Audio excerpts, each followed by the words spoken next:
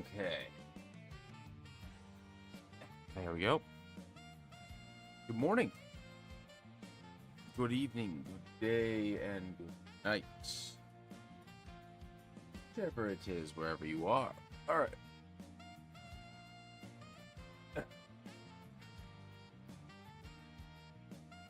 It's my phone. Or not my phone, my mouse. There it is. Alright. Hope you're all doing well today.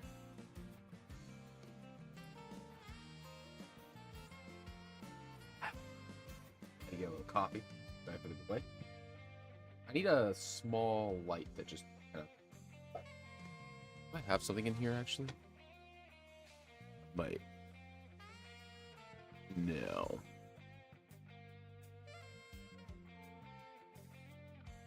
Gosh, I need glasses. Okay.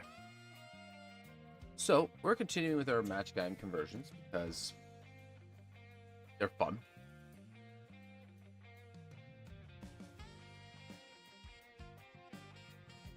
And I'm doing a little bit of research to start another idea on Monday.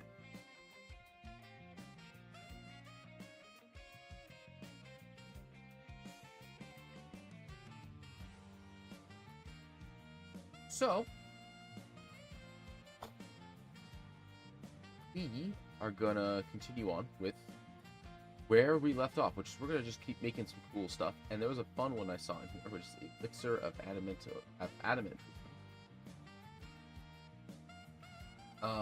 Which gives you 10 temporary hit points, which lasts for an hour. These temporary hit points do last hit points. If you wear adamantine armor when you drink it, you instead gain 20 temporary hit points.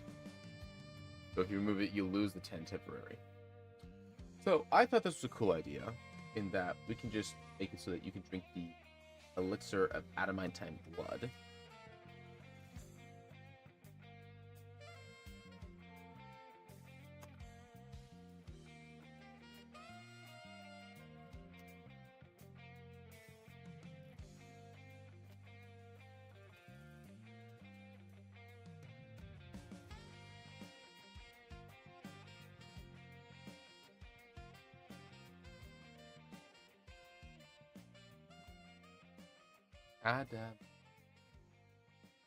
Oh, no N.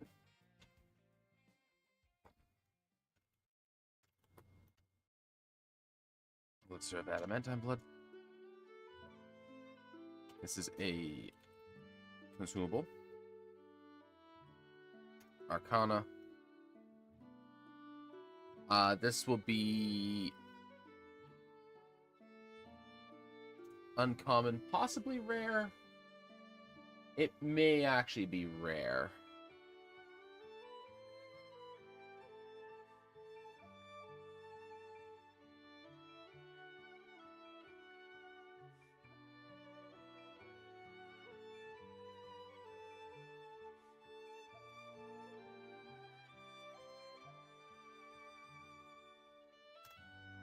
Potion. And this is going to be probably force, probably nullification, actually.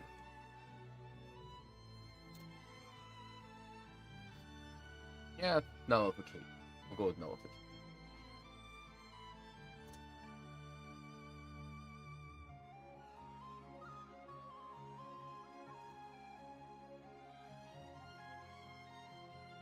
Oh, and this would be an implement.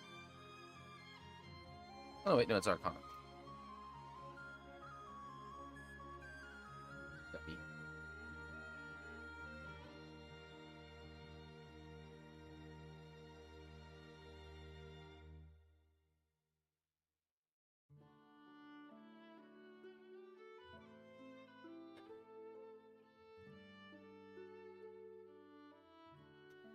This heavy vial appears to be filled with solid black metal, but when unopened... Oh, no, upended. Blackness flows downwards. Yeah.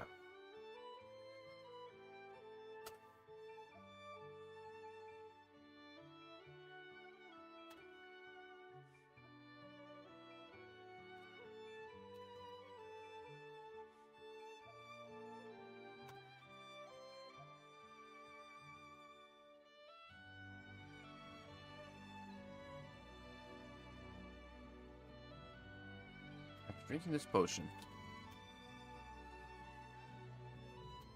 Drinker becomes immune to critical hits the next hour. Simple. Falls in line with how adamantium works in 5e. Simple, effective. Cool.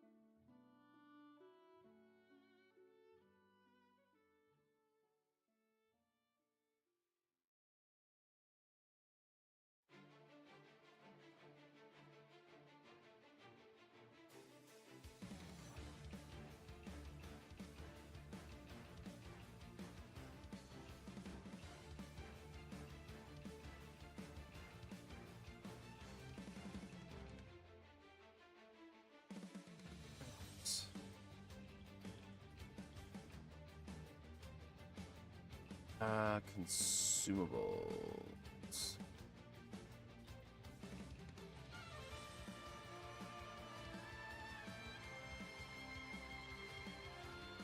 Elixir of adamantine blood. There we go.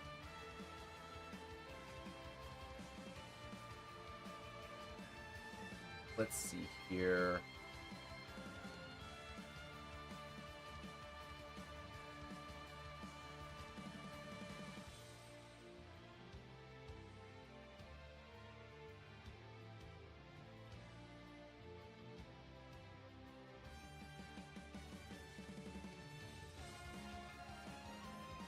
Eternal Wand.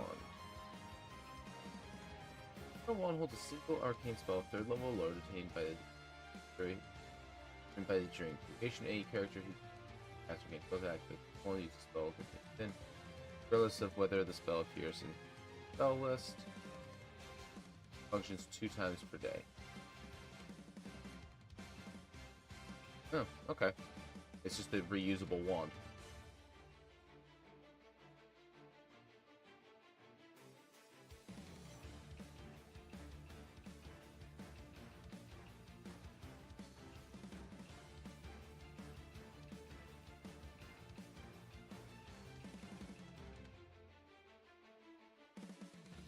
Field provision box produces a full day's sustenance, food, and water.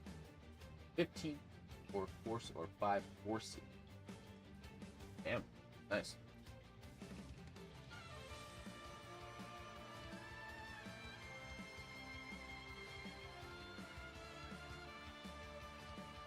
Let's see.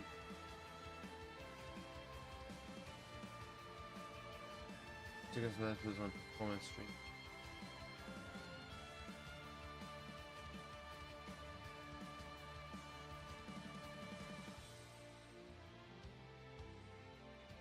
Hammer sphere. Okay.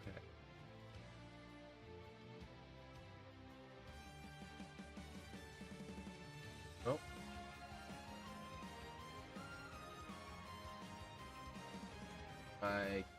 That's a freeze frame. What's going on here?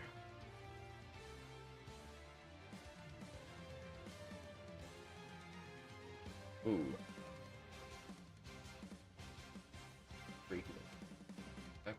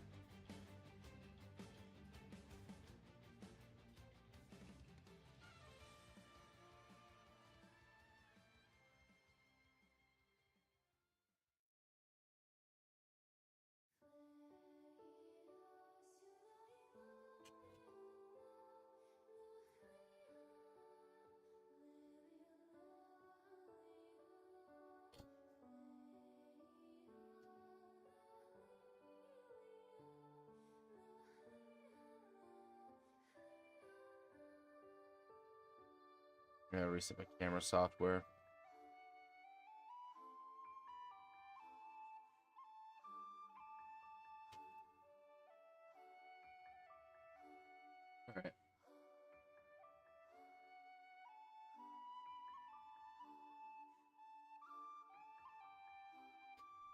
All right. Yes, that's exactly what I am doing.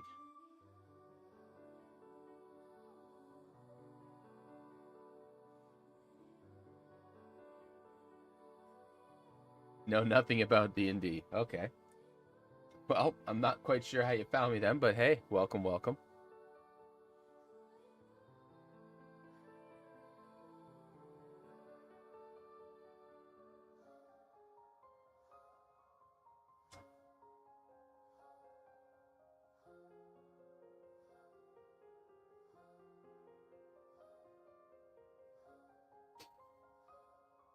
All right.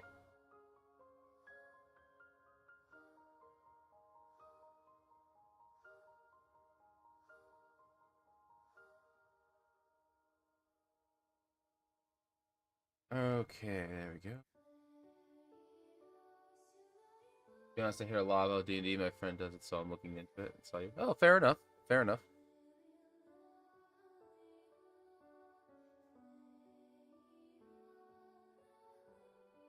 There we go.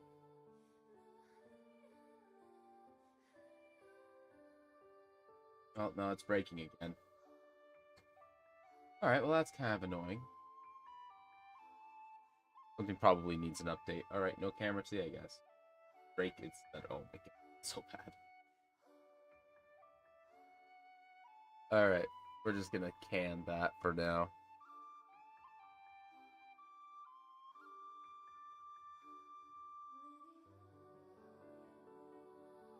Yeah, it's just skipping frames. That's wild.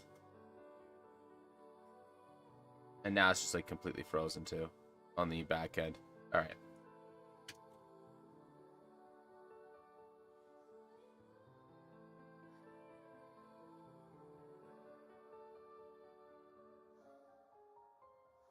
All right. Well, just as well, I suppose.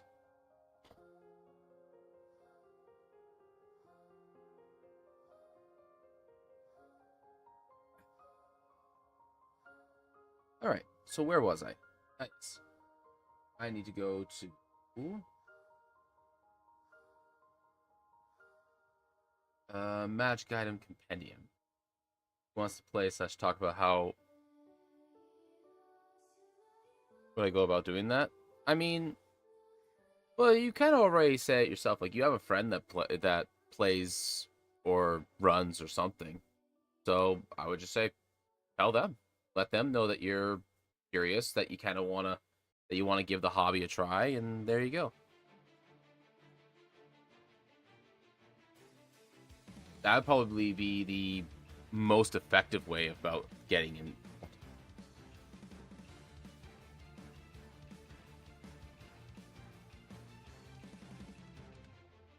You're also more than welcome to just ask me questions. I have no problem answering them. Same thing with most people in the hobby, like. And he sent me the Critical Role YT channel link. That's okay. No, that's not helpful. That is actually not helpful. That is a very specific brand of D&D that I actually tell people don't try to emulate because most of you can't do it.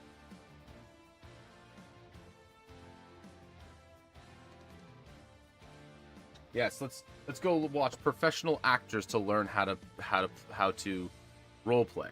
Yes. Which I guess is fine, but that's only like one specific piece of the puzzle.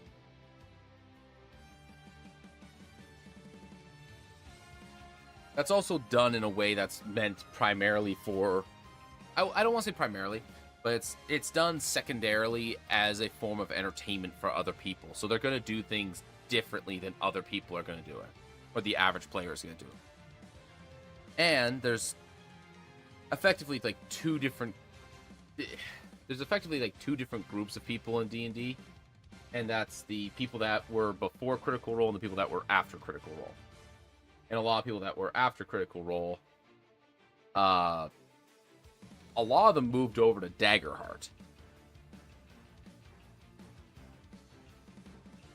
because Daggerheart better facilitates the kind of game that that they play.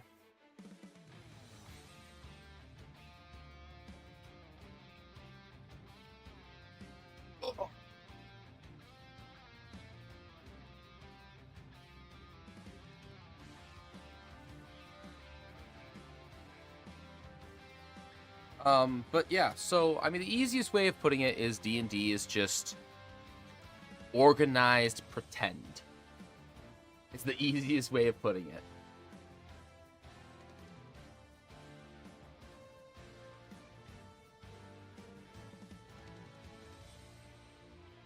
Oh boy, let's see here. Collaborative storytelling, tactical combat.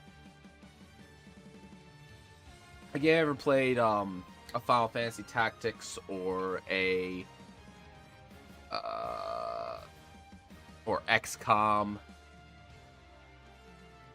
Some people, but I don't know many people who play D&D.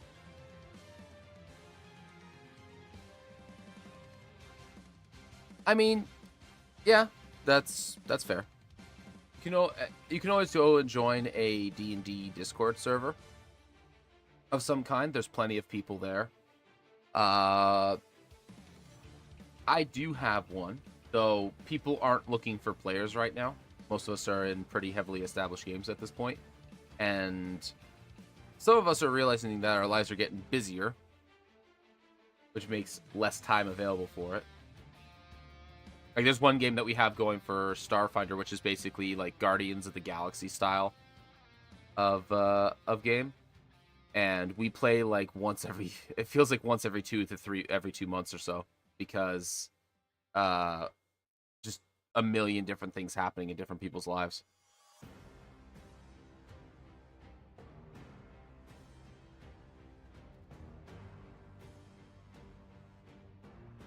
All right, what is this?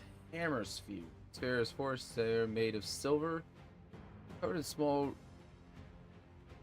rubrics. The hammer and anvil symbol of Morden is etched on the surface of the board. Once per day, when held aloft, the ancient figure conveys forth a giant hammer. This hammer functions as a spiritual weapon, except it deals 3d6 points of damage if you successfully hit. You do not have to concentrate on the hammer or keep the spear aloft while it attacks. Interesting. Time is no issue. I'm full of free time. Look into the Discord servers to find one. Yeah, like the official Dungeons and Dragons server is a good place to go. They have places that you can ask for.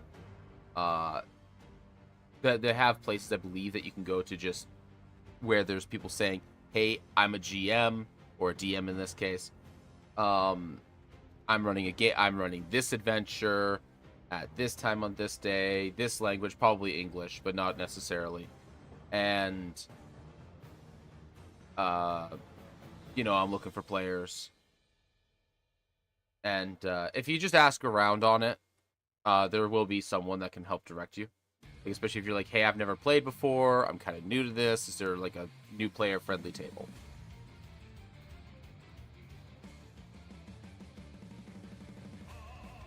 And you'll probably find something relatively quickly.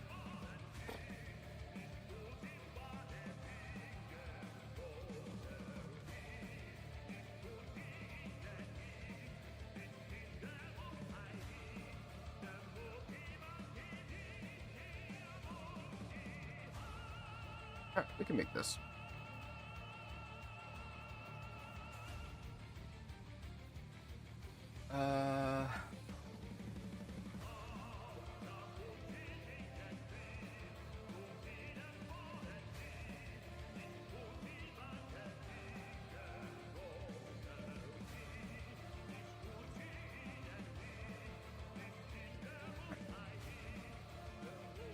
This would count as a wondrous item. So this is a rare armament. Armament is a weapon. It would be relic because it is religious in nature.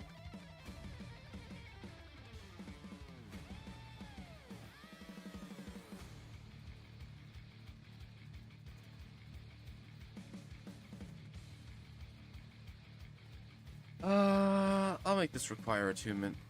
Did I do... I did have a space in there, okay.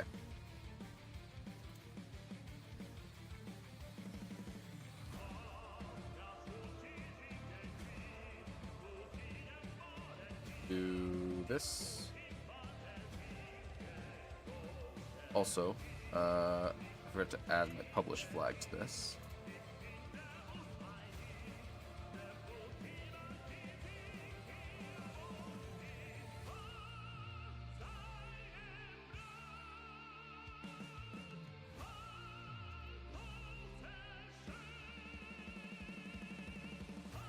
Alright,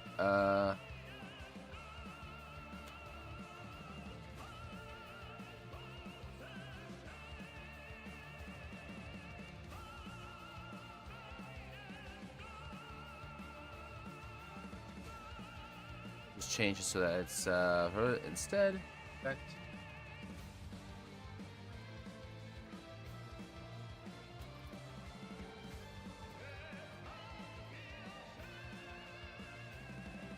Magic action, you can set the sphere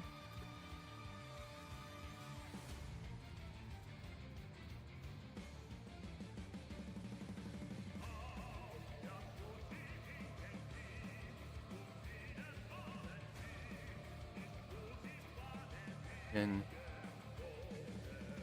pause the sphere to become a lock.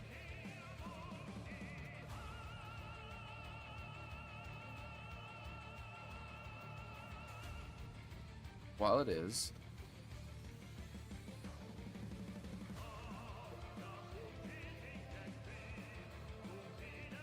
it casts the spiritual weapon. Nah, I should capitalize these. Spell. Without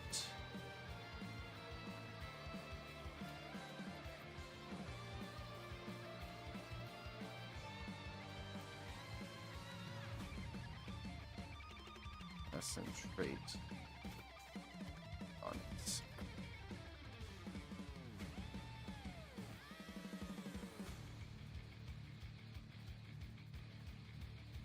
Do I want to improve the damage of this thing? It's already kind of already would be considered rare.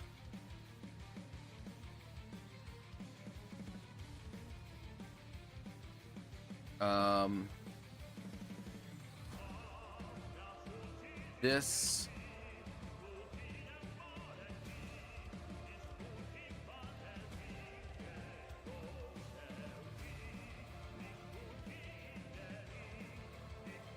items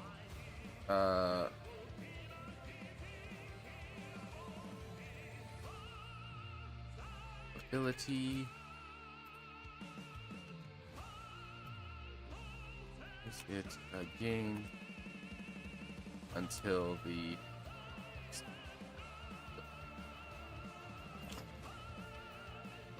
once per day, spiritual weapon, no concentration, rare, so it comes up as a bonus action for free without concentration at higher levels. Doesn't require attunement from a cleric, just requires attunement, so I think that's fine. It's definitely not uncommon.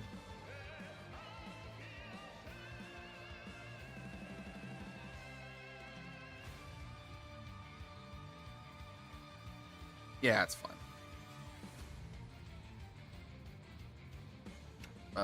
Hammer Sphere is...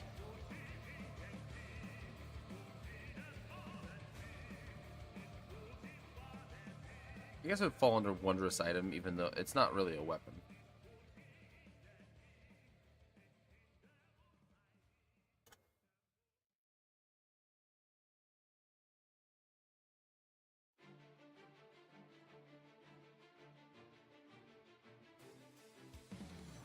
Do all these have the published flag? These all should have the published flag. They do. Okay.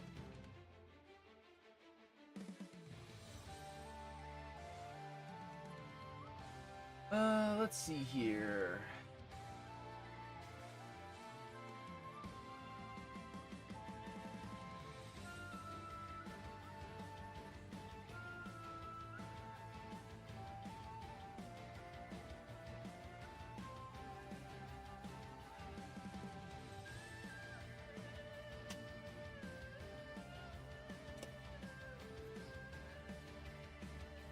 Damn bugs.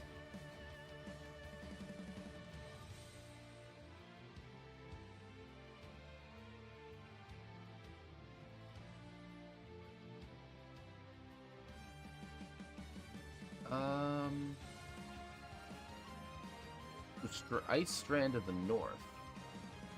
That just sounds cool.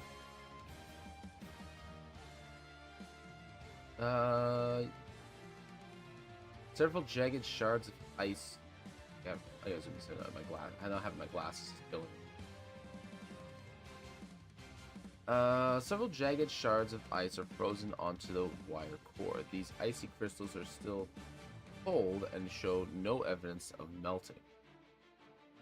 You detach and throw one ice crystal from the core to standard action.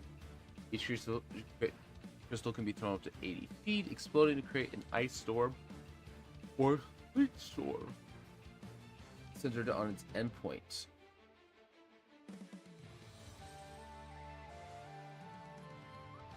Each of 2 opaque crystals creates about 4 transparent crystals create ice storm.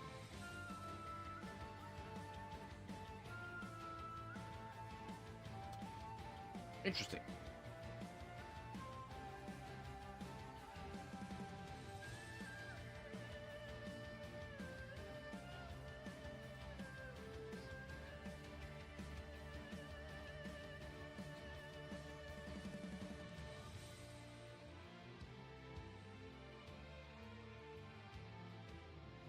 All right, let's see here.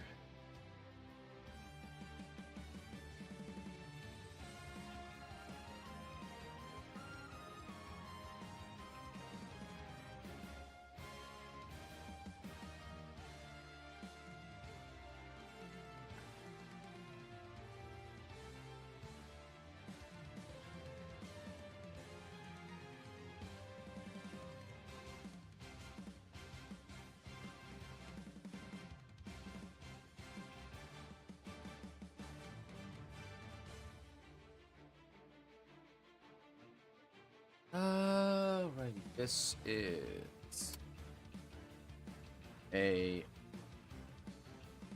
Arcana.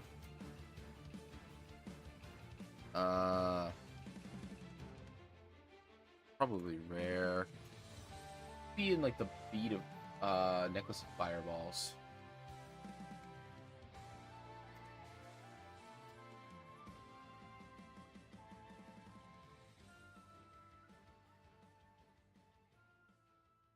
Necklace of Fireballs. Here we go. It's rare or uncommon? Probably rare. Yeah.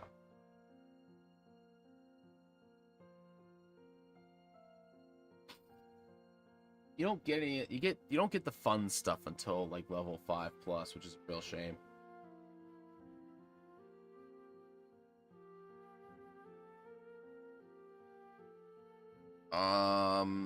Arcana, rare, cold. Is that the term I used? I used cold, yeah. Yeah.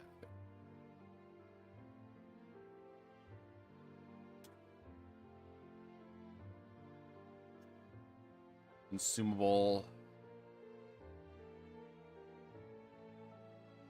Attire.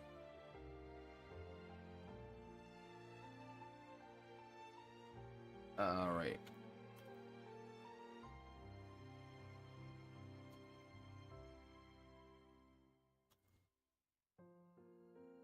Icy Strand of the North.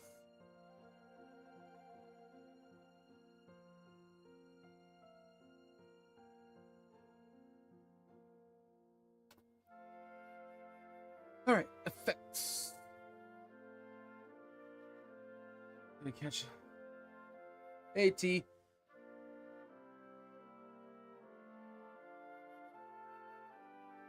Good to see you.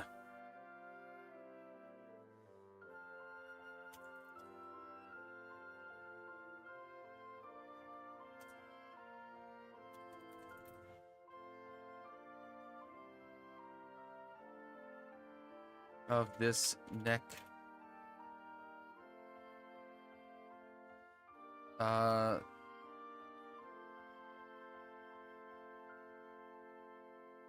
Oh, it's a cord. Do I have an image of this thing? I doubt it. No, I don't. That's a shame.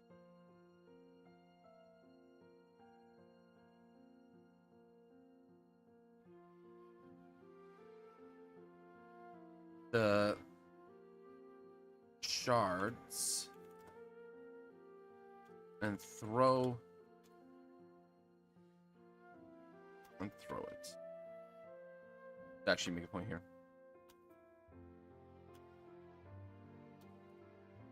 As a magic action, you can detach one of the shards and throw it.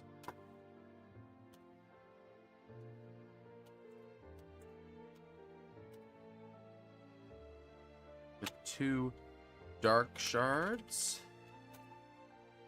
Whenever I watch you work, it gives me the motivation to fiddle with my campaign. I know the feeling.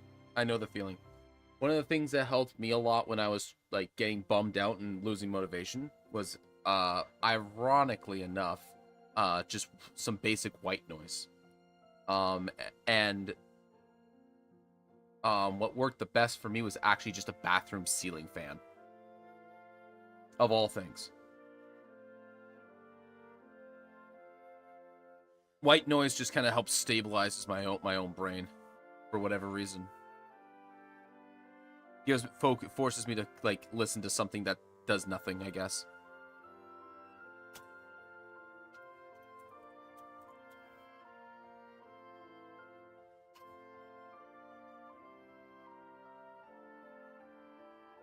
The dark one is the Ice Storm. Do we have Ice Storm in 5e? I believe we do. I did enjoy the the fact that they had enough ice-based spells so you could make a decent ice wizard. Yeah, they do have Ice Storm. Okay. Throws me off most of them. Because my brain deconstructs music on instinct, I find music very distracting a lot of the times. Unless it's something that I've listened to like so much ad nauseum, like it's like I've exhausted my brain's ability to break it apart. Or I need it so quiet that it's literally just like I can still hear the fan. So I can hear the music that you guys are listening to right now on the stream. I can hear the fan on the other side of my green screen on the other side of the room. And it's just like a regular rotating fan. It's not a very loud fan.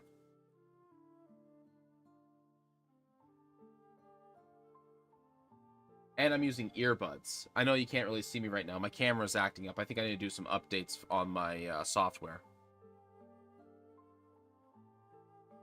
But like that's how quiet, and I'm using like but yeah, because I'm using earbuds and it's across, like that's how low the volume is.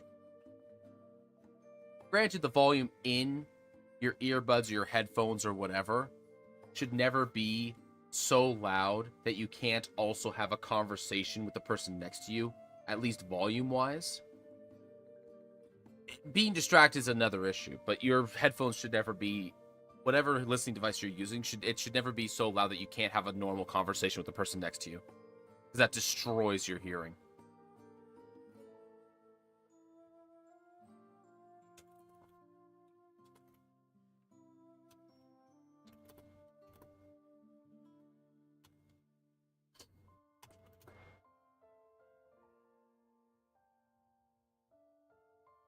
And 4, translucent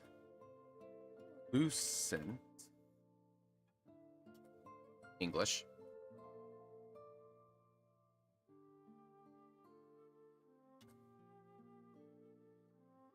and 4 translucent shards that cast the Sleet Storm spell.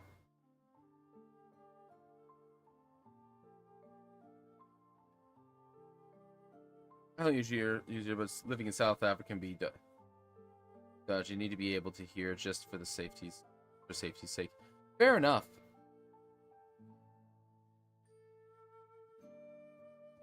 I meant more for like when you're at home or something like that, but yeah.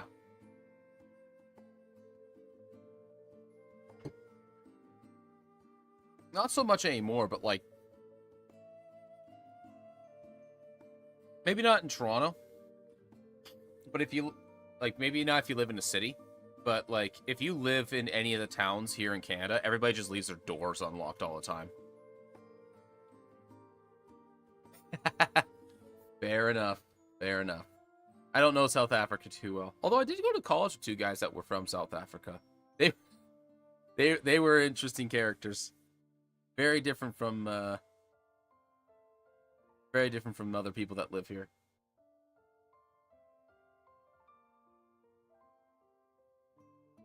Actually, this is something that was wild to me. And maybe you can confirm this. If I say the term just now, does that mean like 5 minutes ago? Or were those 2 just gaslighting me?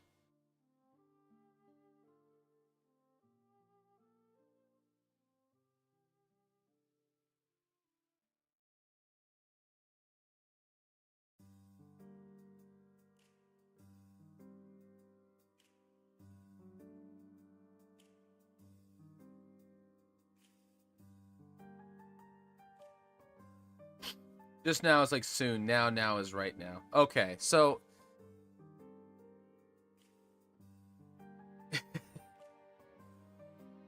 all right. So they're probably just gaslighting me though. Then.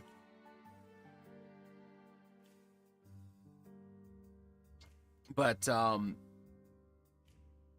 they were you know what? They were probably thinking in the context of like I did a thing just now, which meant like a few minutes ago. Anyways, I know that here in Canada we do a thing which is the yes, no, maybe yes, or no, but probably.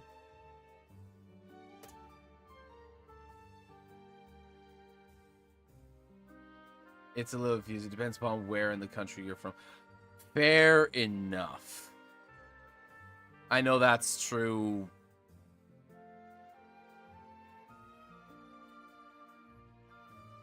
I know that's true wherever you go.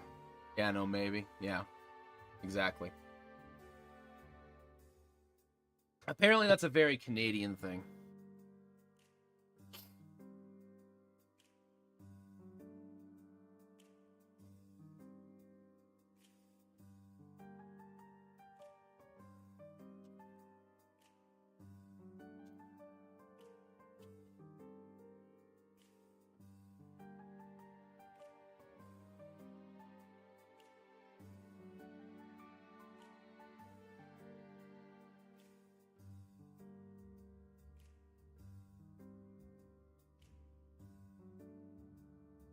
Like a good example, and there's of course though the whole like accent thing, which is my favorite part, is when people tell me that Canadians don't have accents. I said, go talk to the Canadian that's not from Toronto, and you'll find that that there's a Canadian accent very, very quickly. I used to be good at distinguishing accents on people. Now that I think about it.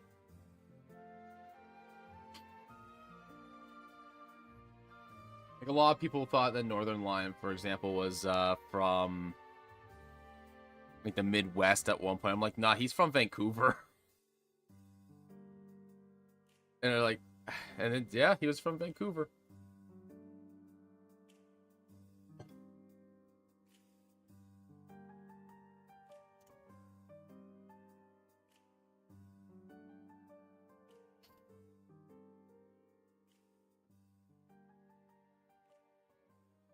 Alright, Icy Strands would be from here.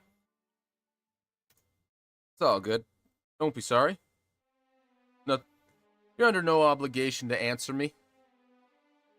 You're not the streamer.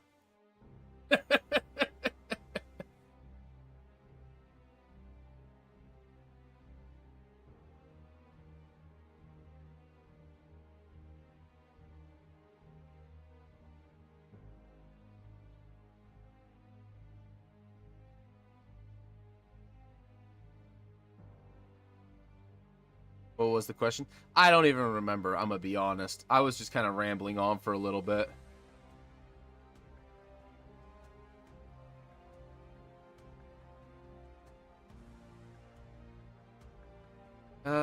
Incense of concentration lets you prepare one extra spell for the day. Oh, no, that's kind of worth. Oh wait, no, prepare an extra spell.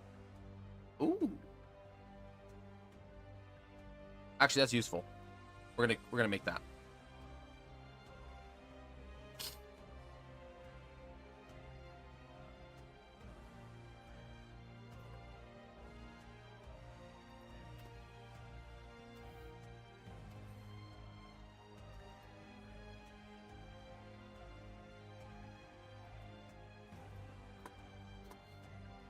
I actually have a genuine question because I actually don't know the answer to this. Is English the primary language in South Africa?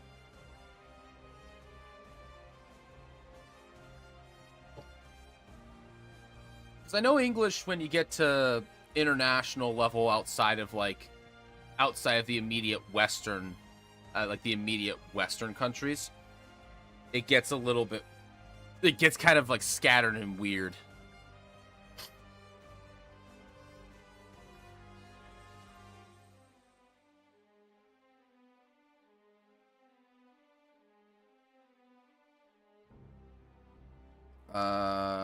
Consumable.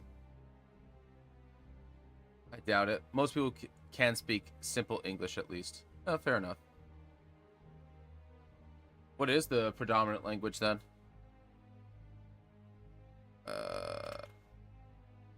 Kana. Mainly Zulu or Zulu and is that Jox? Joss? Jossa?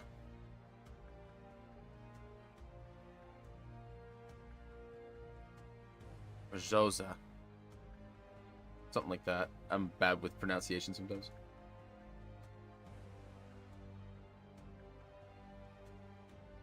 Okay. Hosa. Interesting. I don't think I've ever heard of an X being used for a K for a K sound. Usually it's a sh or X sound. Interesting.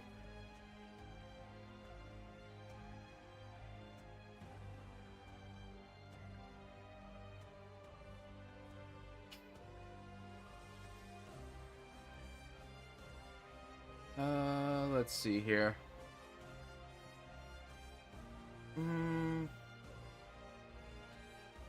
This would be emitting. I probably double, but it's probably worse one. Yeah, it's one. It's one of those. You need to click your tongue. Oh, okay.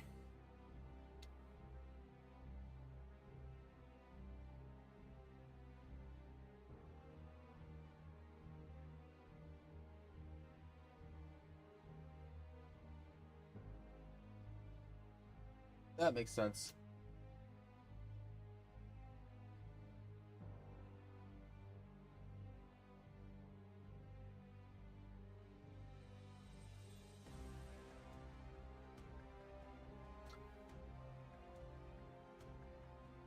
Have you ever had a case where you told someone that you're from South Africa and they go, yeah, but where?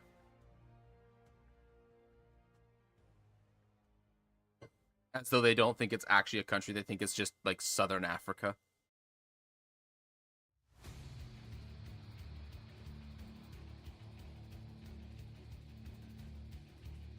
Because I know for a fact there's some idiots that would say that. Just some uneducated nutcases that just don't know any better.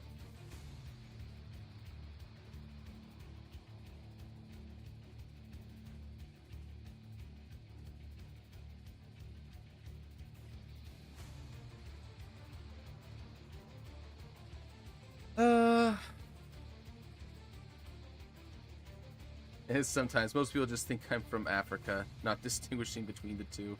Just assume I'm lying since I'm white. What? But that's not. Come on, I don't know much about South Africa, but I know that much.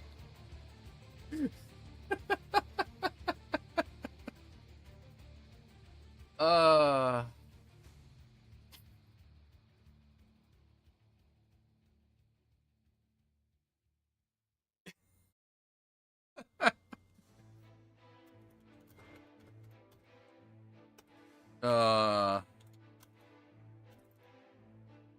Isn't South Africa like not predominantly, but isn't it like it's like significantly white?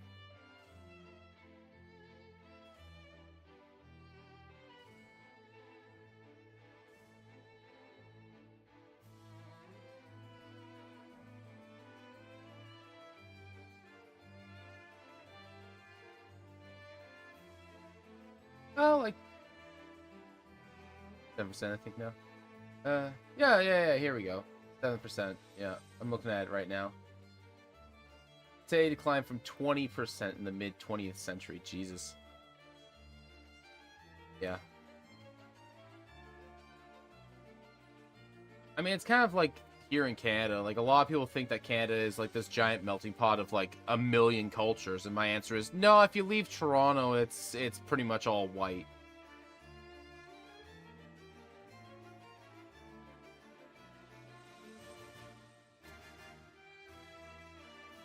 It's like 70% white or something like that.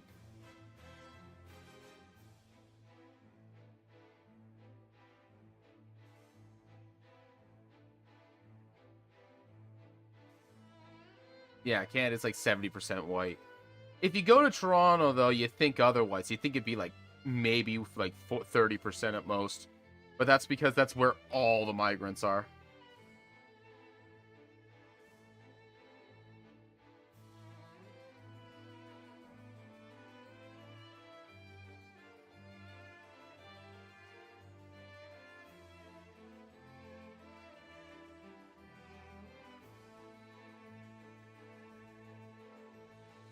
I don't blame you. We got a guy at my workplace that's from South Africa, and he says that he's very happy he left.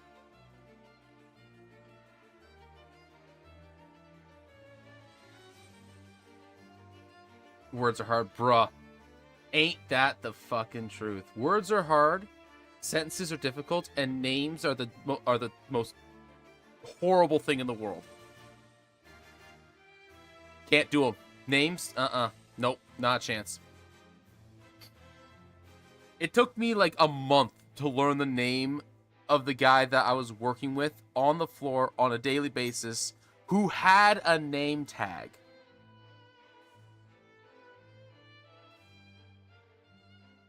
Like, our uniforms all have stitched name tags. And it still took me a month to learn his damn name. I mean, bane of my existence. Ain't that the damn truth? Holy.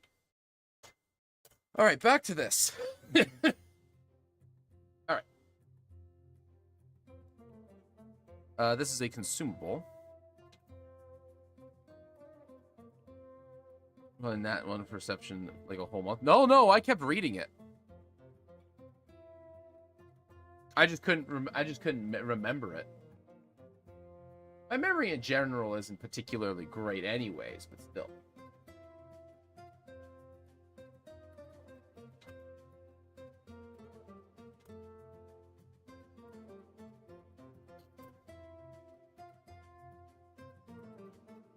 So it's actually kind of funny. I'm distracting. I need to get some stuff done too. Yeah, it's all good. I honestly, I don't mind the distraction. If I didn't want distractions, I wouldn't be streaming. It's all good.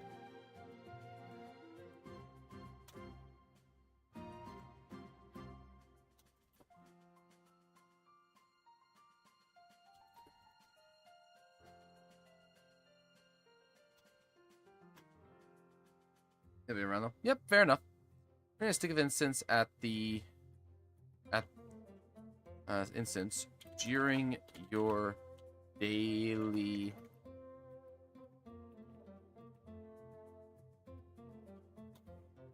That's not how you spell daily. There we go. Daily.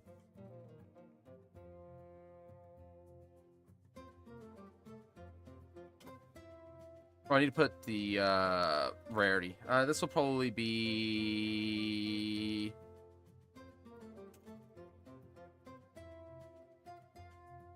uncommon. I want people to find it. I want people to be able to find this relatively early.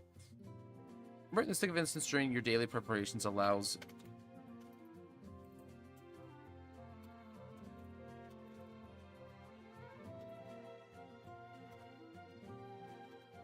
for an additional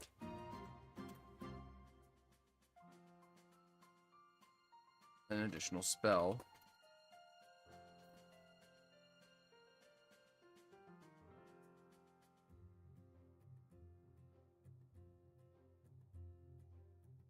It says only first level spell in the thing, but preparing spells meant you prepared the actual slot. So, yeah, that was a little bit different. Okay.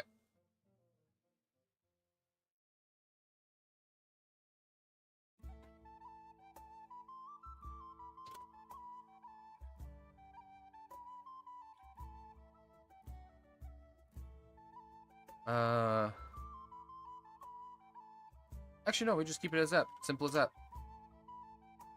You just get to prepare an additional spell.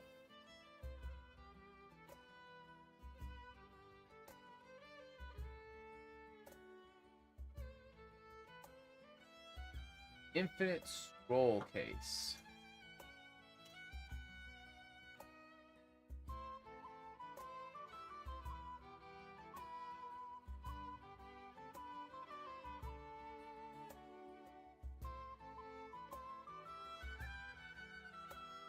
An infinite scroll case holds up to 50 scrolls or other parchments which can be placed within or removed at any normal scroll case when you activate infinite scroll case. The desired scroll unfurls through the slit ready to read or cast from. When you cast a spell from the unfurled from the infinite scroll case, you have to support components and checks to defensively plus move action. That's right, it used to be a standard action to be able to pull scrolls from your bag. Gosh. I wanted to ask if you have a Discord channel. I do. I don't think the command works on YouTube. It might. The Discord is under construction at the moment, but yeah, I do have one.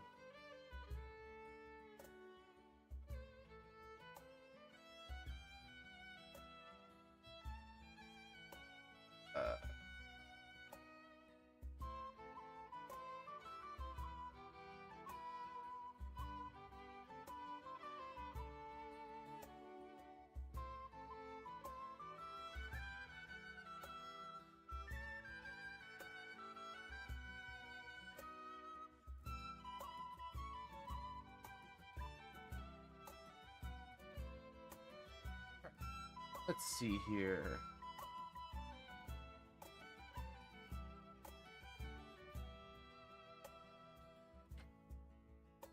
Should be exclamation mark Discord, or if it wants to work. Why is my chat not loading?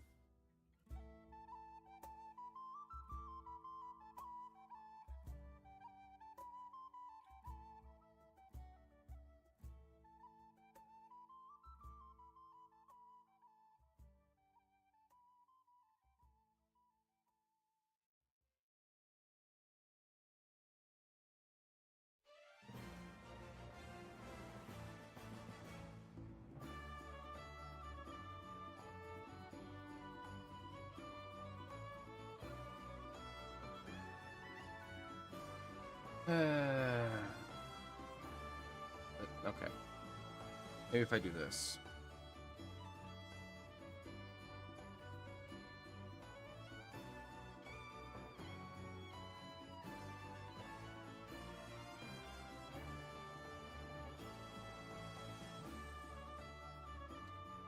No, it just does it with Twitch, I think. Oh, nope, there it is. It just takes a minute for YouTube to get. Geez, YouTube's 8 API is bad.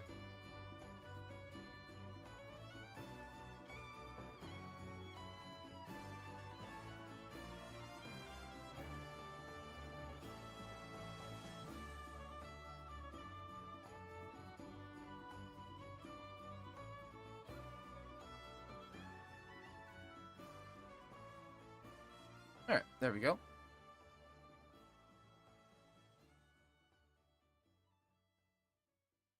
Yeah, so that's the old one. That one's going to be decommissioned eventually.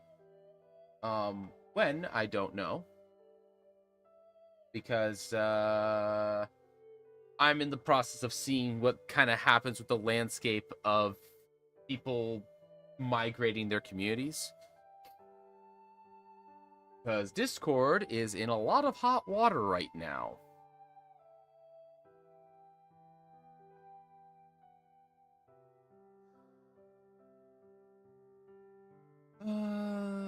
Except each round at the start of your turn, if no targets are in the square, they move 5 feet towards the nearest enemy.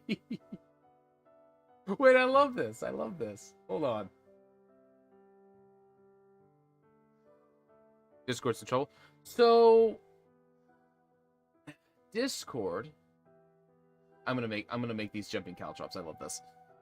I'm gonna just change it to rolling caltrops though. Instance of concentration. These are a HI instance of concentration. They decided so. In Britain and in Australia, because of legislation, they were obligated to impose identification of age if you wanted to do 18 plus on Discord. Basically, you had to give a form of government ID for that in order to be able to have in order to not be stuck on the 13-year-old model, the 13-year-old plus Discord settings. This honestly doesn't affect most people, but it affects enough people for it to matter. And they wouldn't accept a credit card as a form of ID.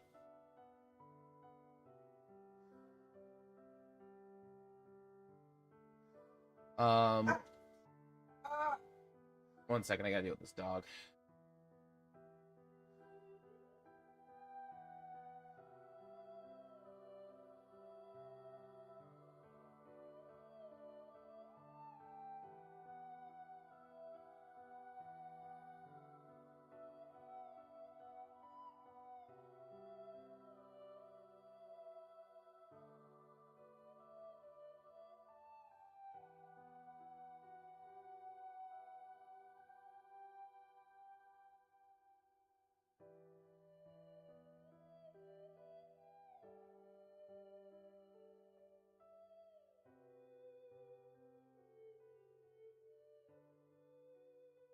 Okay, I'm back.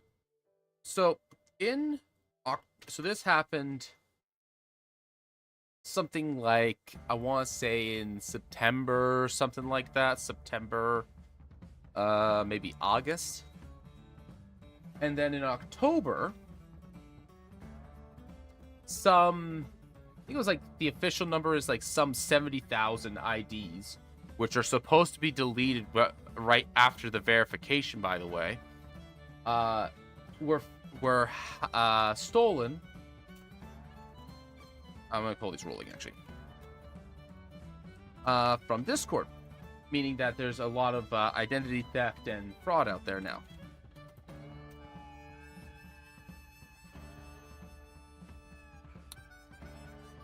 So there's that. And this happened, and then right after that, they announced that they were going to make the identification, as in using your ID in order to be able to use Discord at the adult level, across the board. Meaning it didn't matter where you lived, you had to do it. Well, I want to say in February or January, one of the two, they got hacked again. And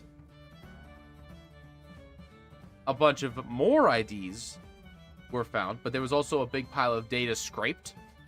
And they found out that that Discord was working with various government agencies. And yeah, so a lot of people were very, very displeased about that. And in part, a lot of content creators are preparing exit strategies. Right now, I think everybody's just kind of waiting for a good alternative to make its appearance.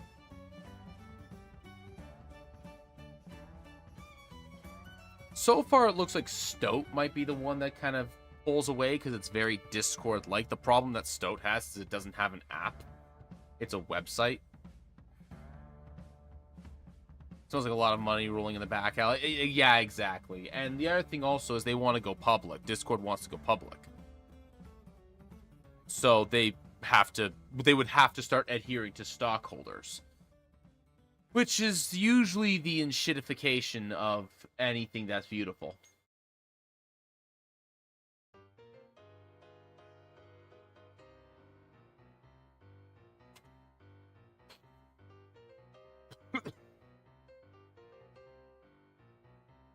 Implement uncommon.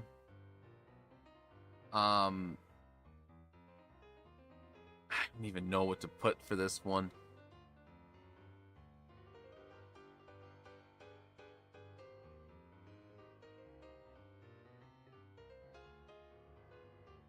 Watched Arc Fall. Yeah. There's all kinds of it's all kinds of it everywhere. I mean, you see it everywhere in the gaming industry in general, right? A lot of someone with money gets their grubby hands on and tries to squeeze it, and everybody just leaves, and they go, "Where'd all the people go?"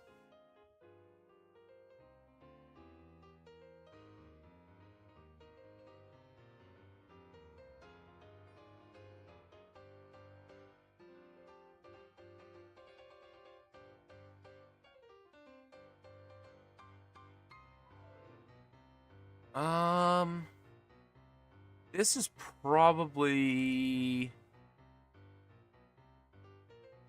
forceful, honestly.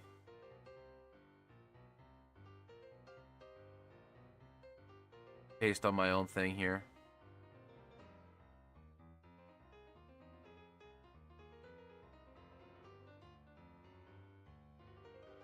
Just because it has a movement thing.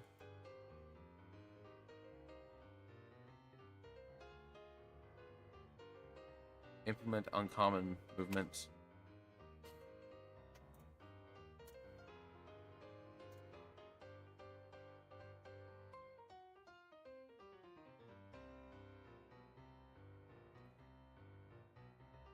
But yeah, you see it everywhere.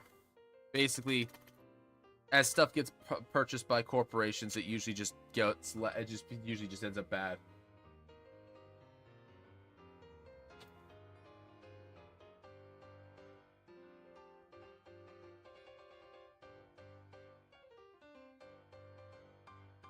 Alrighty. You try out D&D in the first place. Here's the thing. That's the beautiful thing about it. Hasbro is trying to make it awful by, trying to find ways to squeeze more money out of it. But the glorious thing about tabletop games, and honestly D&D in general, but is that you can't really put a patent on imagination. So there's always going to be somewhere for us to go and they can't stop us from just pulling out the book, rolling dice, and saying words to each other. They can't stop you. So, because there's a whole lot of things of like, oh, they want to try and make like an AI GM and all these other things that they want to try and do this, and it's just like you're not appealing to people.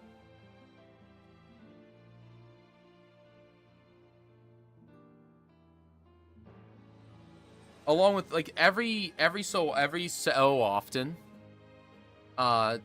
depending upon the edition, they try to change the open game license and make it so that you can't make stuff for the game.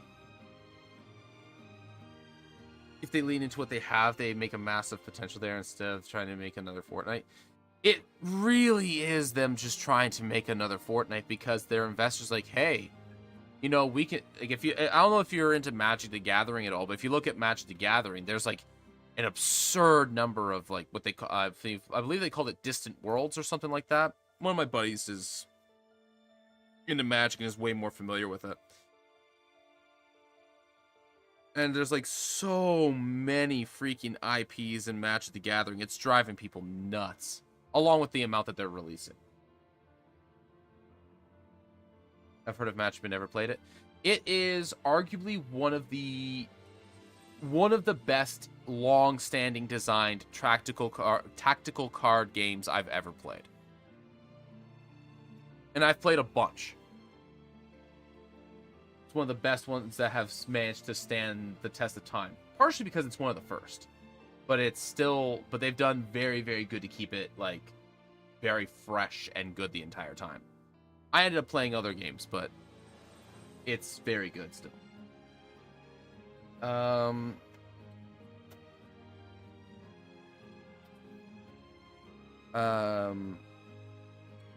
Function.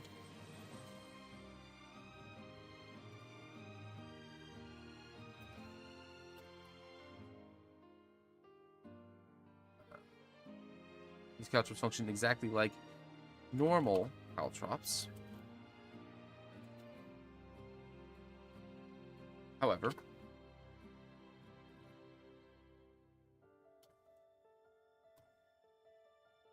that I've created my campaign, it's not even D&D anymore. I mean, that's the thing, right?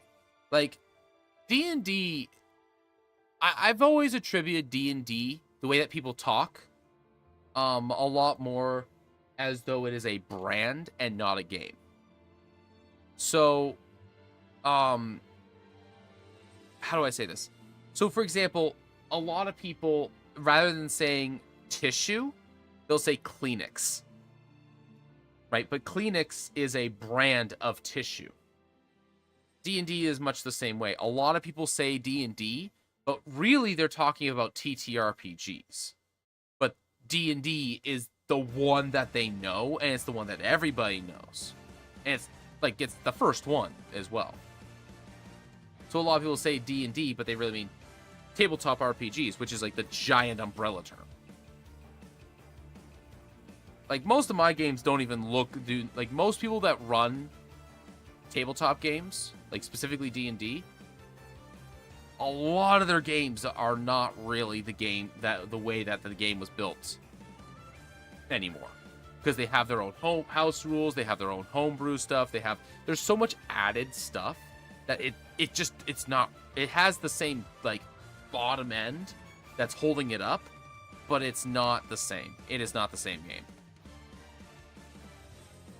And a single player saying D&D would help a random person get the concept of what we're playing. Exactly.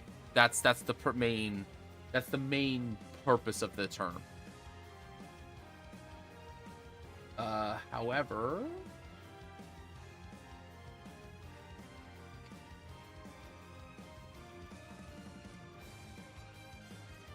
of your turns,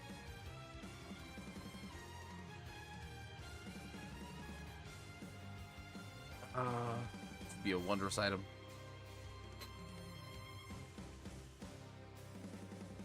Yeah, exactly. I have the D&D skeleton, but everything built on top isn't aiming plus D. Yeah, exactly. However, at the start of your turn, of each of your turns,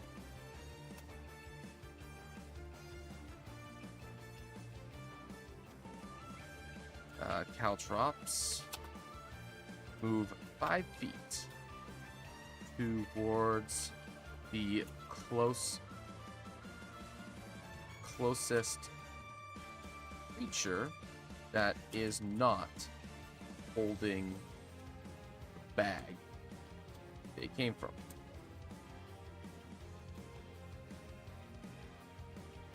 They came from.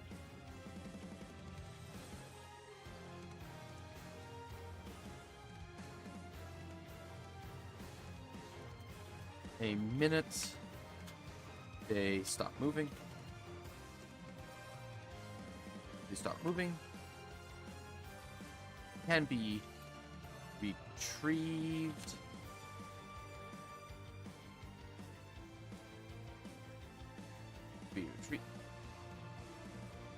And can be retrieved.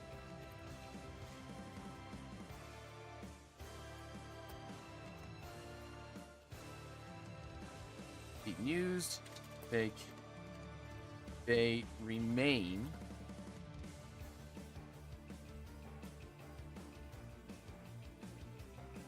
unmoving till dawn of the next.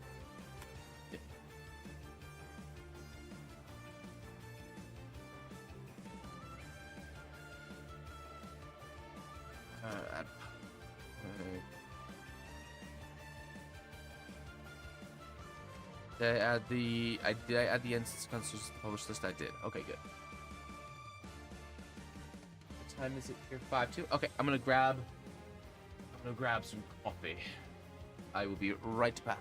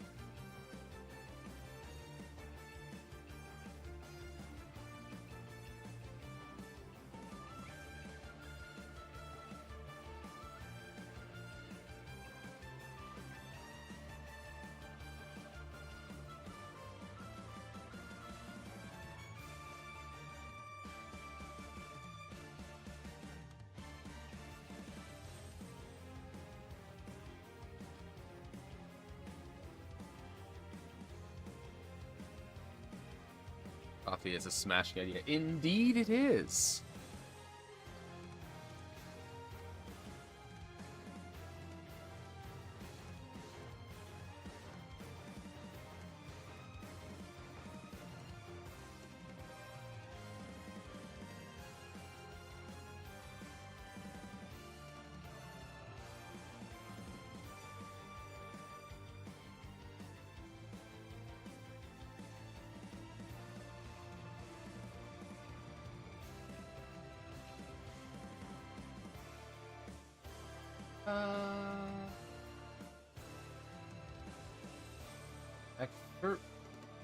Macfurmide Citron? The hell do you say this?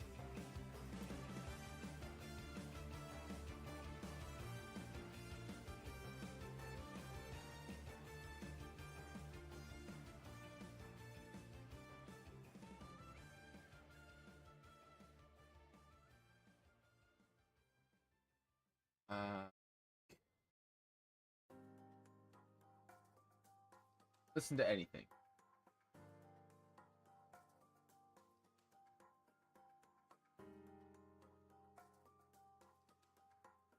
Sure, don't really care whom, just...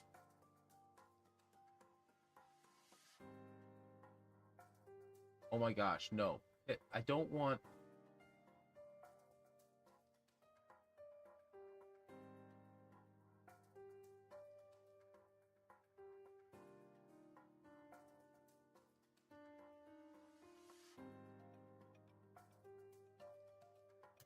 ETS.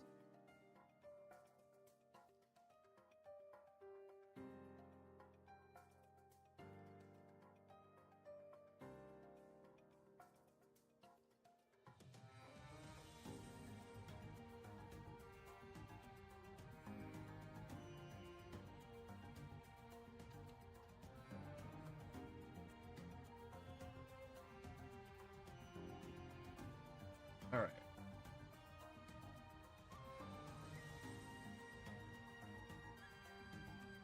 Yeah, whatever. That's a weird ass name. Anyways, what is this thing?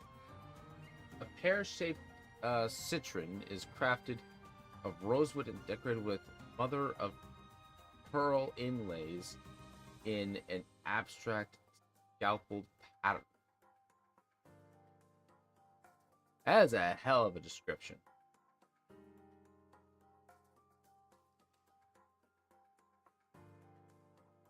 Okay. This masterwork citron can grant you a +2 circumstance on performance on perform string instruments check. Hell is this? Oh, what is this thing? Can I just Google it?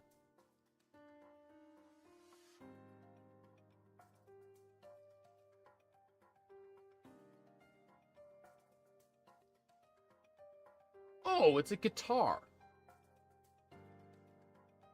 I'm an idiot.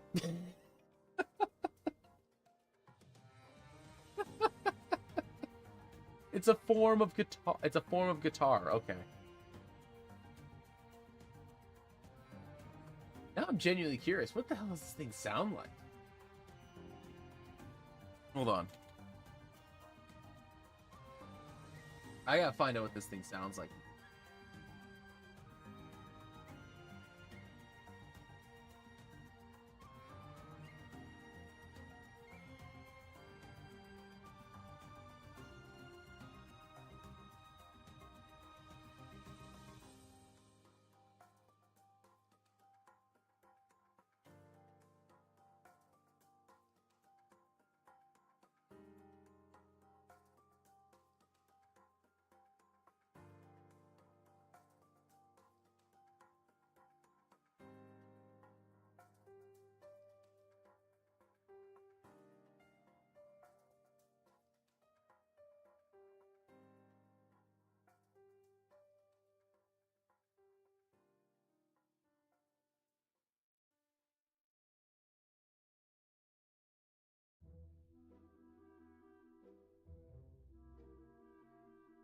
Alright, pause that so that you guys can hear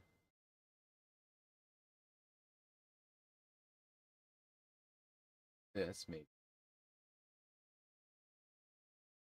There we go. Let's see.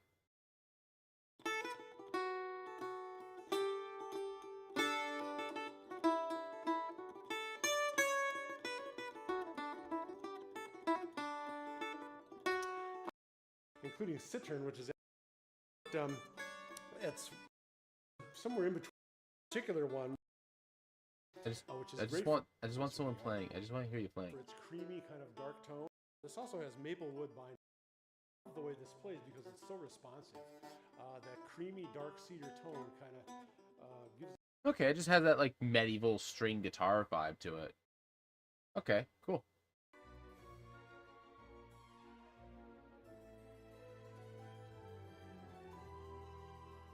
That's awesome.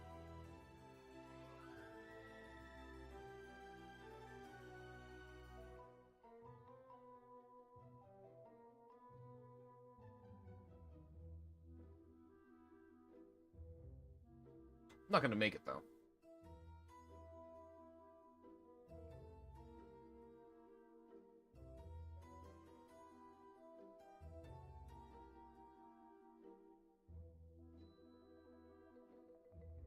Memento Magica.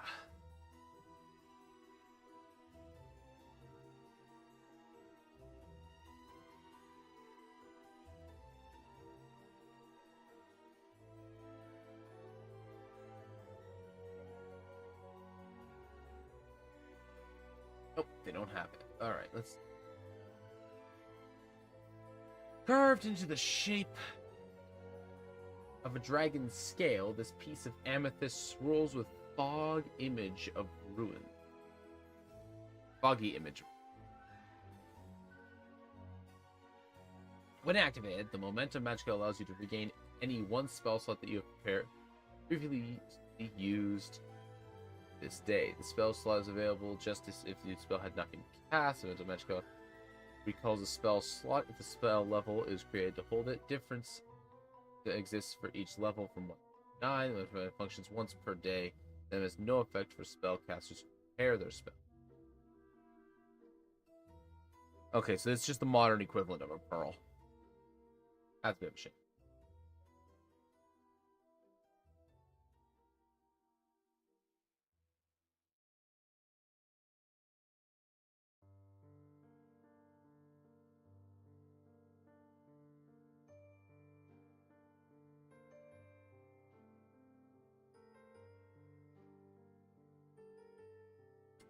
We'll skip the meta magic. Actually, we have those.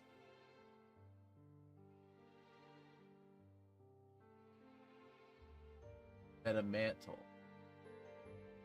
Yeah. And a medallion. But they're only usable by sorcerer. Now, that's lame.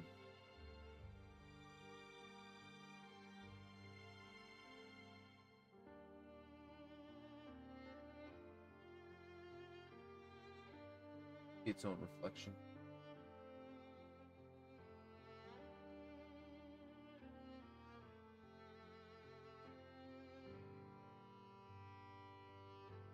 Mirror of Time Hop. Silvery hand mirror is exceedingly smooth, even slippery to the touch. When activated, Mirror of Time Hop must be held in such a way as to force a creature within 30 feet to see its own reflection. This functions as a gaze, attacking any creature within that fails a DC 14 will save is pushed 5 rounds forward in time. In effect, the creature disappears in a shimmer of silver energy, then reappears after the duration expires in the same position. Orientation, and condition. From the creature's point of view, no time has passed. Any active effects on the creature simply resume when it appears as if no time has passed. The creature can act normally on its next turn, and the effect ends. A Mirror of Time Hop functions 2 times per day. Each activation of the mirror can affect only a single creature. A mirror's wielder is immune to the mirror's effects.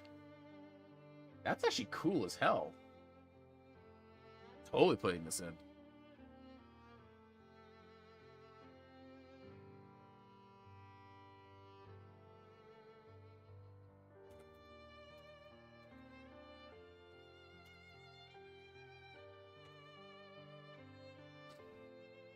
This would definitely be a rare, if not a very rare item.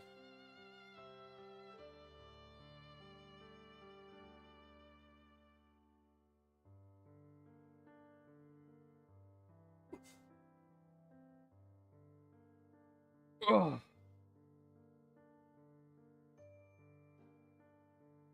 Some of that for Mirror Shield's working on. Yeah, no kidding. What is this? The 12. This is a 12th level item in 3.5. Yeah, yeah, that makes sense. This would be a very rare item then.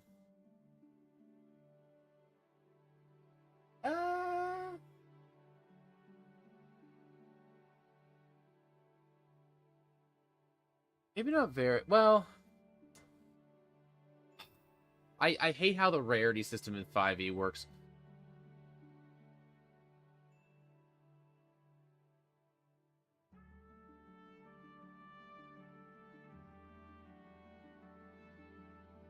When would I want to see this show up?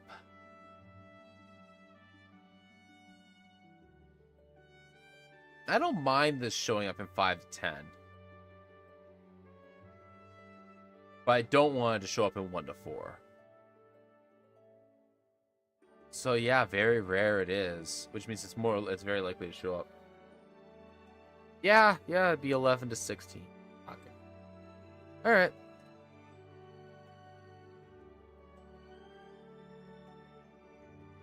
This would be a wondrous item for sure.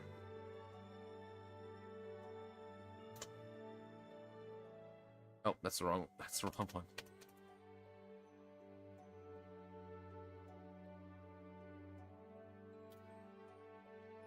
Mirror of Time. Oh. Okay. And we're just gonna take take the Hammer Sphere.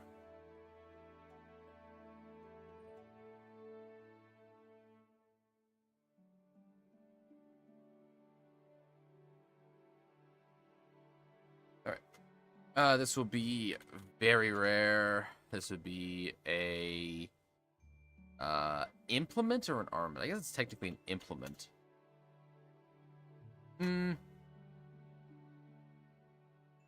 It's replicating a spell.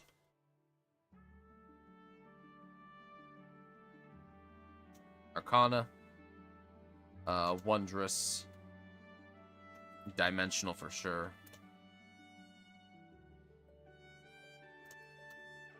Okay. Requires attunement. We're gonna stick to requires attunement, and this has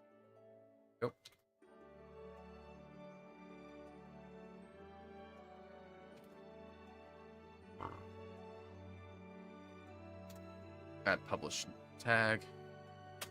Okay. There's some other mirror stuff here, actually, now that I'm looking at it. Let me see.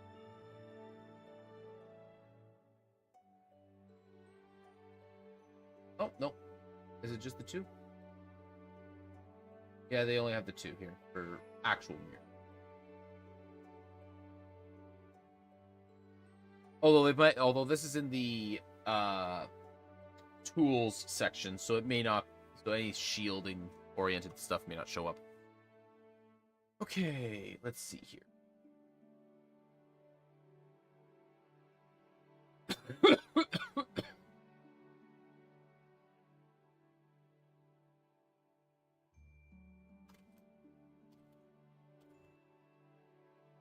For useless but cool items, know any? I don't think there's any such thing as a useless item. It is merely you haven't found the creative use for it yet. That's my opinion on useless items. As for the ideas, though, something for like 5th edition would be like a spell, like a good common magic item would be something like a wizard's hat that acts as a spell casting focus. So it's like, oh, you can just wear the special hat instead of having to have a stick in your hand. A fun one that was used in Critical Role, I don't know if it was a thing in 5th edition or not prior to, is called the Wand of Smiles. And it forces people to make a saving throw, and if they fail, they are compelled to smile.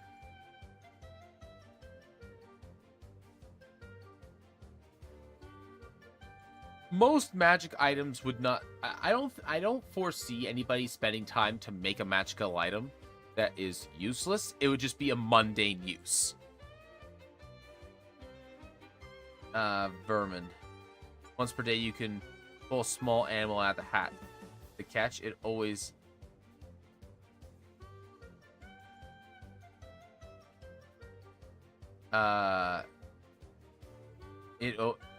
It's always a very confused, very angry common rat that immediately tries to... Oh.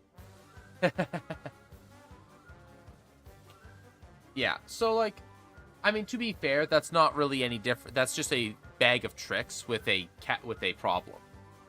Like, with a downside.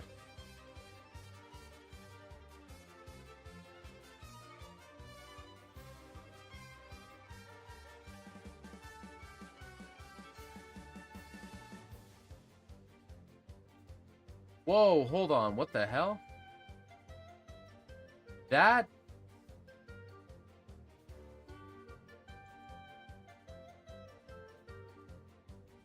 Why did it delete all your messages? It should not have done that.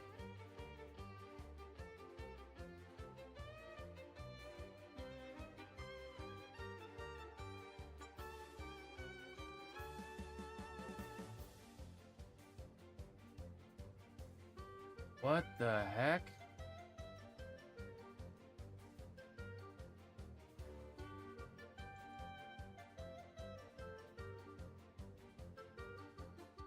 Well, it should have only deleted the one message, though.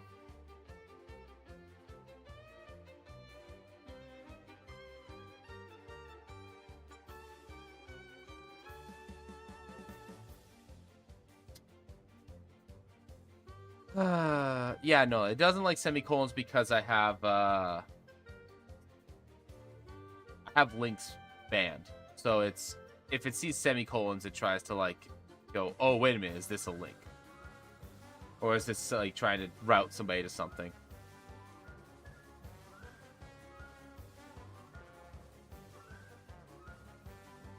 I'm gonna have to deal with that.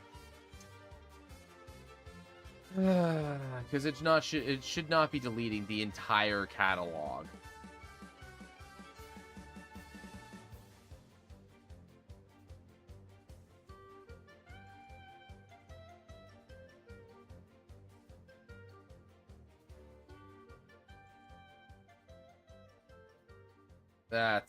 That's weird.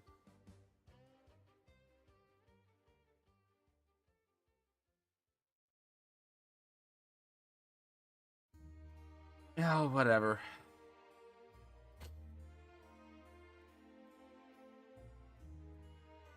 Need the bot out back to be disciplined. Aye. I'm gonna beat it up later. Teach you some manners. Alright, as an action.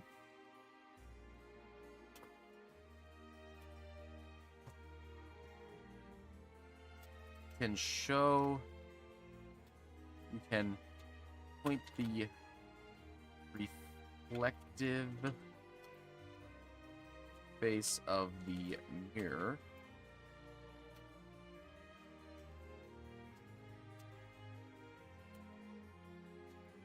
Creature within 30 feet. Within 30 feet of you.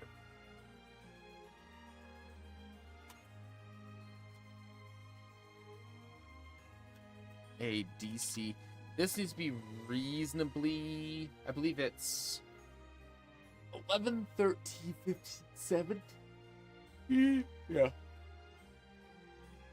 17 for very rare. That creature makes a DC 17 wisdom. Actually, what's the banishment? I think it's...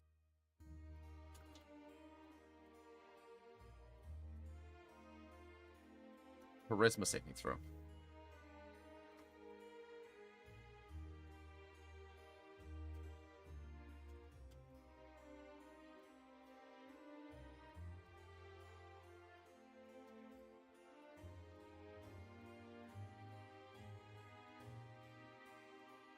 Alright, that's good. Just follow you and look.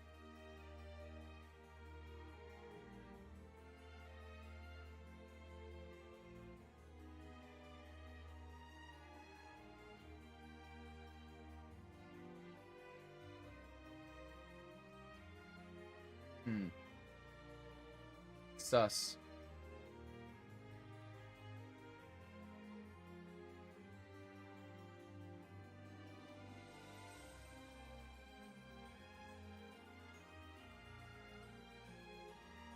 Oh, this person, yeah. Man. Freaking bots, man.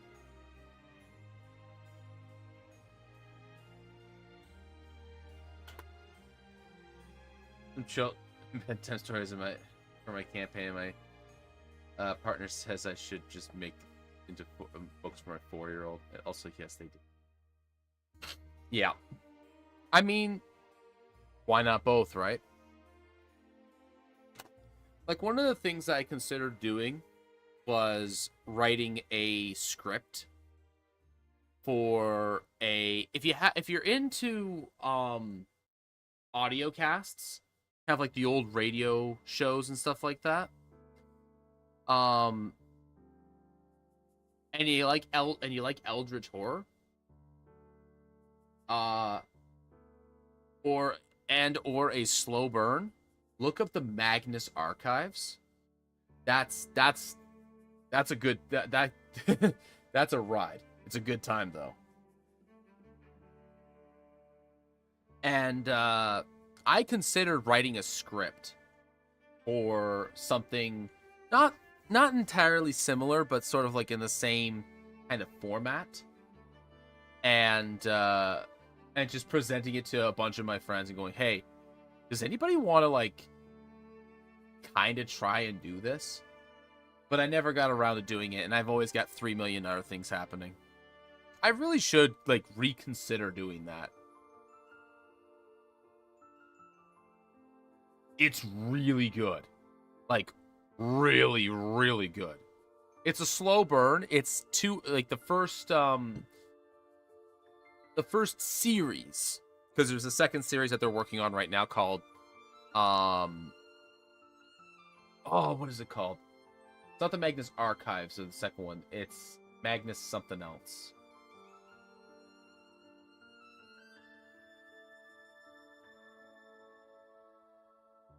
Magnus Protocol is the sequel.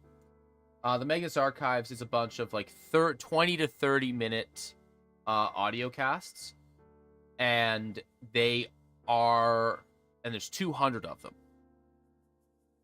So it'll take you a few hours to get through it all.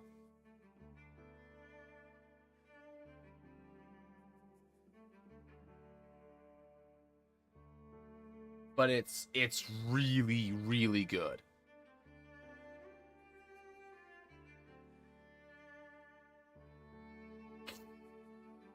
Like, it's extremely well written.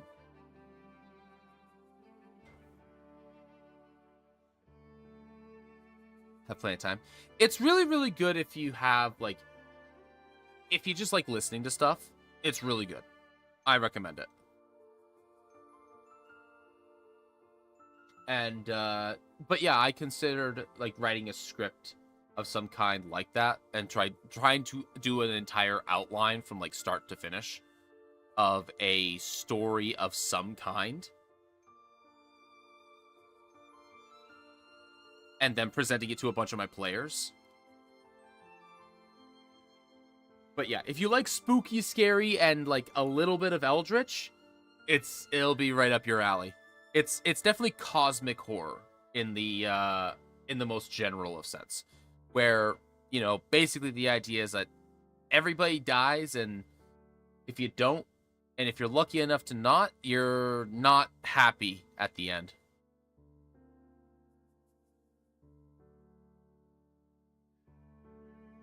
It's that kind of like that kind of genre.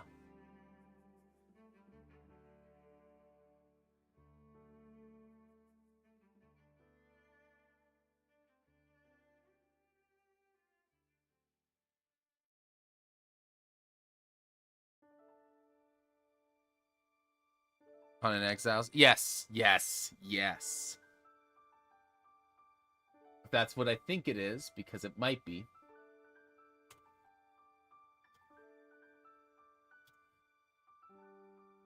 Hunt and Exiles. Yep.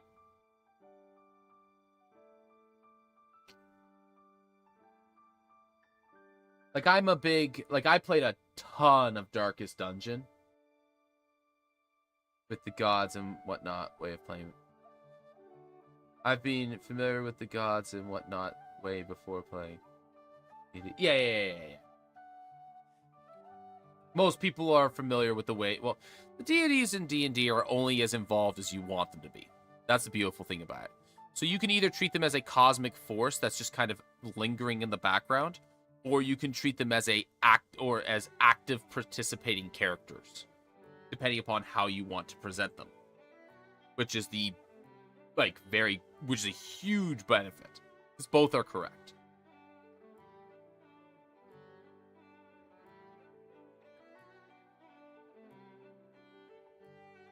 Hold on. See.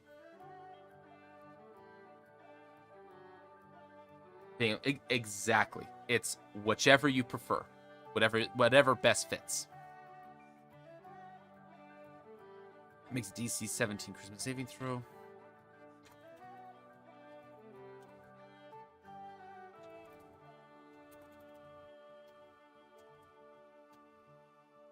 Which changes session to session from what I've noticed. Yes and no. So I prefer to think of D&D in terms of adventures rather than stories. So, because the story is what happens in the adventure. You don't write stories, you write adventures. You can write a centralized story with the adventure, but the thing is like, and I think I'm almost done a script for this. I've been like chipping away at it to try and make it better and better for the last like month. Slowly working at it.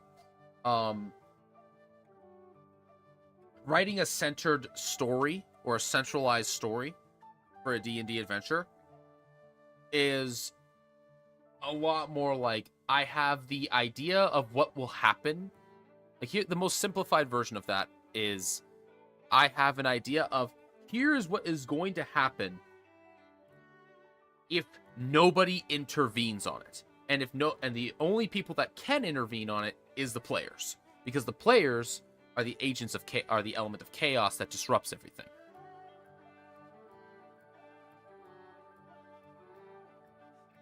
The creature is moved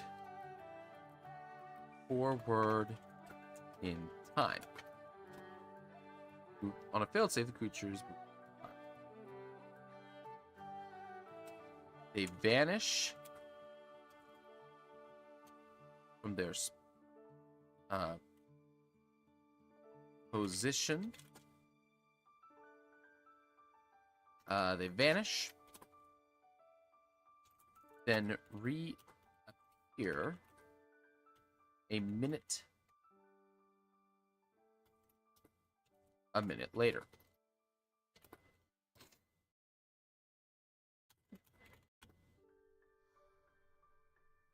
If it compared to my scene-by-scene setup. So you can do scene-by-scene setups, but you do scene-by-scene setups like 1 to 2 sessions, depending upon session length.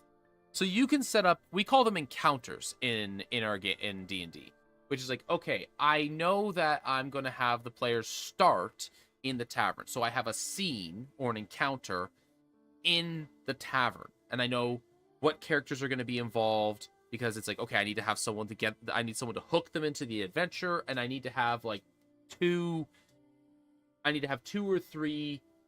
I need to have like, say I need 3 or 4 NPCs in the scene. I need one as a directing NPC, which is they send the players in the direction that they need to go. I need to have at least one that is a maybe I want to have someone who's going to be like kind of hostile to the players, like some guy that's having a bad day. Encounter would be combat. Encounters are any time that the players are dealing with a problem. So they can encounter enemies, but they can also encounter people. They can encounter hazards. So encounters are better described as a moment in time in which the scene doesn't play out on its own, or when the players are not just inter-party role-playing. So an encounter can be a shopkeeper. You can think of it now, these are just kind of like terms that people use. You can think of it in whatever way you want. But generally speaking, encounters are just any time that the scene doesn't automatically play on its own, or the players are not just having their own conversations.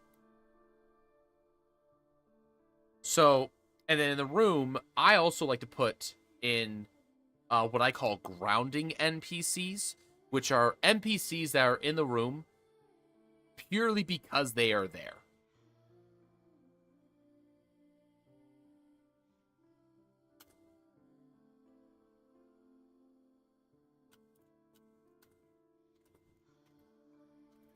Appear a minute later.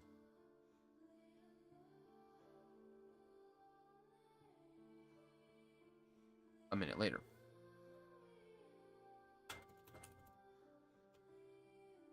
From the creature's perspective.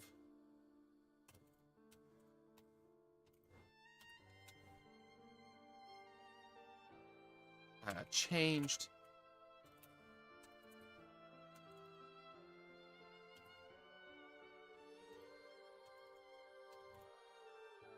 Has happened.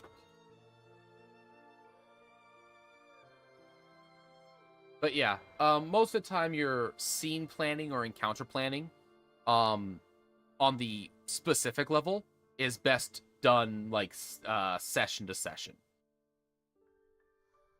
Be there if the player wasn't there. Yes. Grounding NPCs are the NPCs that just exist. They are there to ground players into the world. Just kind of go like they are the guy that's just depressed and is at the bar drinking. He doesn't offer anything other than just, if they go and talk to him, you know, he might just be complaining about his wife. People just doing regular, everyday things. Now, the creative part about this is that you have them doing stuff that is relevant to the story. But it's there primarily for world build. They're there primarily for world building. Now, if you're doing the theater of the mind aspect rather than the table, rather than the map style, this can be just you saying, yeah, there's other people in this building. It's like, can I go talk to a random person? And you just have a random whatever kind of ready on the side. It's like, can I talk to someone? It's like, yeah, there's a guy sitting at the bar, kind of like 3 drinks in, clearly depressed about something. There's another woman who's trying to have lunch, and her kid is constantly tugging on her sleeve. Just kind of further describing the room as it kind of comes to you. I don't know if you're a person who thinks in words or thinks in pictures. If you think in pictures, just start describing the picture in your head. If you think in words, just start saying things that make sense to be there. Nothing has happened.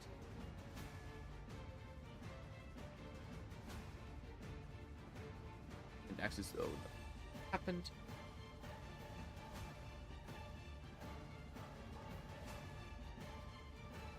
Alright. It is that time of the morning where I must go because I have to do this thing called work.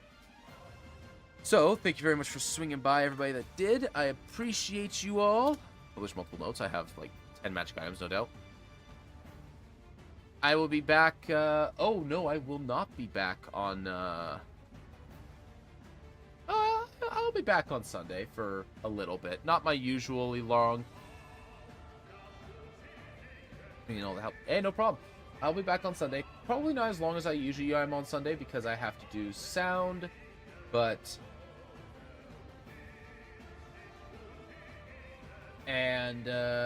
But I will be on for a little bit if I wake up early enough. Until then, guys, appreciate you all once again. Until next time, have a good day.